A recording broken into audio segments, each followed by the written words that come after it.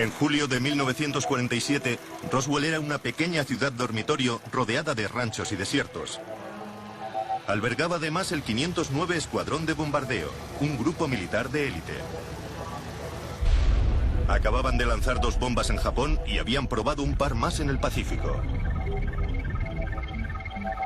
Los Estados Unidos habían ganado la guerra, y justo cuando todo parecía volver a la normalidad, sucedió algo extraño.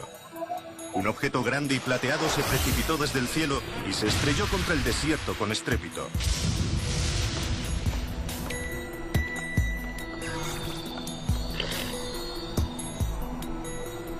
Un ranchero encontró partes de lo que quiera que fuese aquello e informó a la base aérea local.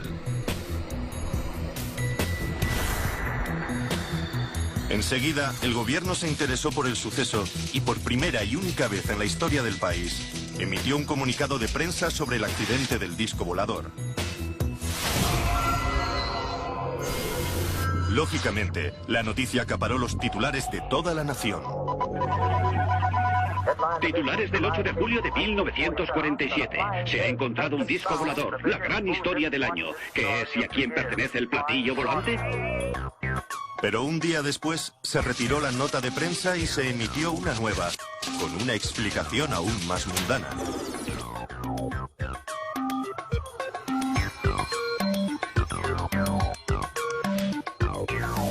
Precisamente en esas 2 notas de prensa está todo el jugo de esta historia. Un día hablan de la guerra de los mundos y al día siguiente no es más que un globo meteorológico. Así que los vecinos de Roswell volvieron a ocuparse de sus granjas y la vida siguió su curso.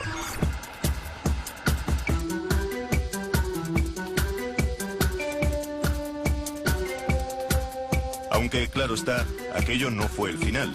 Algunos no se dieron por satisfechos.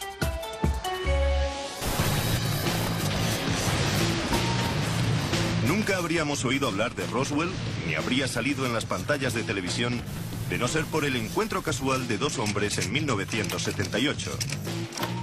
Jesse Marcel, un militar retirado, y Stanton Friedman. De día, un respetable físico, y de noche, uno de los ufólogos más famosos del mundo. Después de 30 años de investigación, estoy convencido de que el gobierno encontró los restos de un accidente y varios cuerpos alienígenas aquí, en Nuevo México. Es una de las más grandes historias del milenio. Un momento, menuda afirmación. Vamos a necesitar algo más de información. Retrocedamos un momento. En 1947, Jesse Marcel era el oficial encargado de inteligencia en la base aérea de Roswell. Cuando se destapó la noticia del accidente, Marcel fue el encargado de investigarlo. Antes de morir, le contó su historia a Friedman. La semilla estaba plantada. Había nacido la conspiración de Roswell. Hablé con Jesse por primera vez en el 78, antes de que salieran los libros y se montase todo el lío mediático. Los ufólogos no sabían nada de Roswell. Era una novedad. Estaba ahí. Existía, pero nadie lo conocía. Encontré una pieza de metal, o que al menos parecía de metal.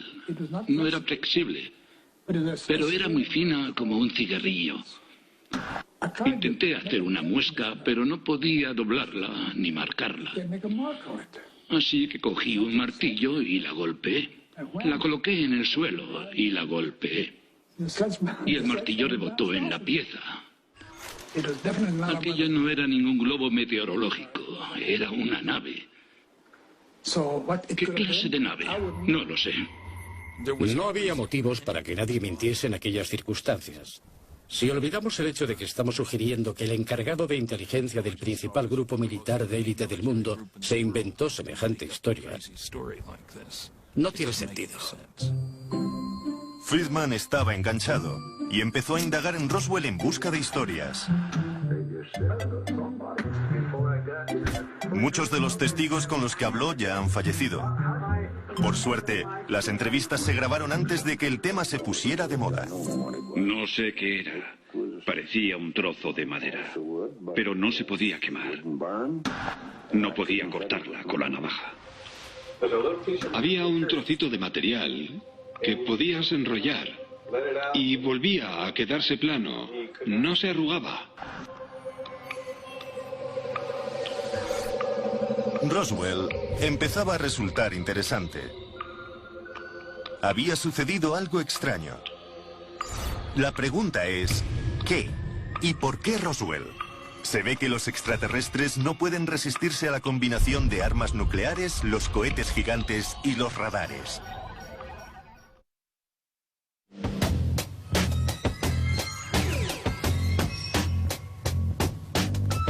Sucedió algo extraño en Roswell, eso lo sabemos. Como también sabemos que ninguno de nosotros habría oído hablar de ello si Stanton Friedman no hubiese conocido a Jesse Marcel. Marcel le habló a Friedman del platillo volante que se estrelló en Roswell. A partir de ahí, Friedman desarrolló una teoría. A finales de la Segunda Guerra Mundial, cualquier alienígena inteligente que nos visitase podría deducir a partir de 3 señales que los tontos de los terrícolas y su sociedad primitiva acabarían por molestarles, porque su principal actividad era la contienda tribal.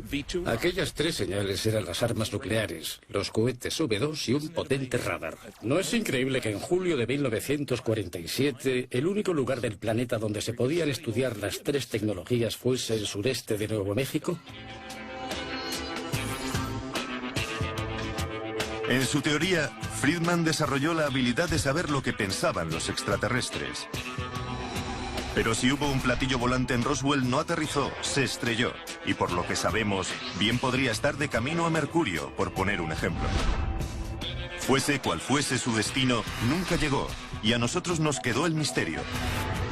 Solo queda una persona viva que tuvo en sus manos un pedazo del ovni siniestrado. Y no es el típico amante de las teorías conspiratorias, sino un cirujano de vuelo del ejército estadounidense. Se pueden descartar las demás explicaciones. ¿Qué nos queda entonces? Una nave extraterrestre. Es la explicación más excéntrica, pero también la más sencilla.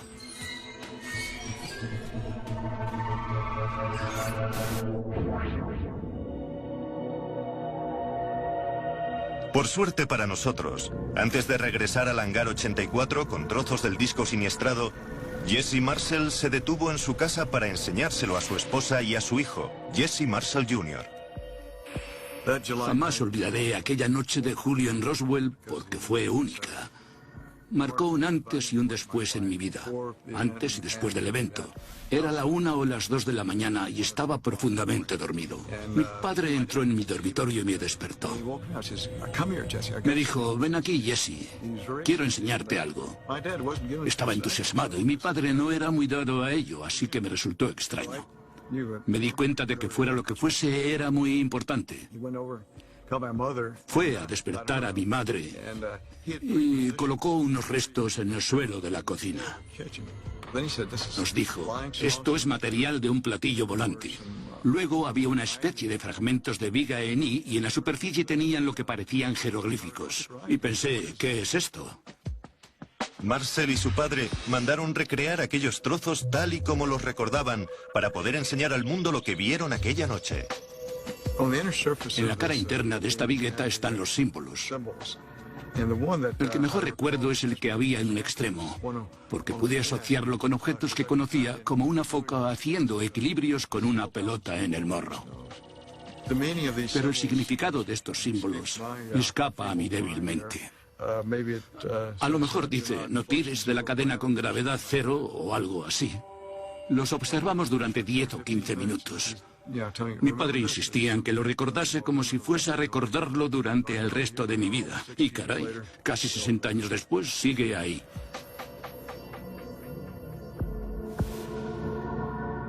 Como su padre,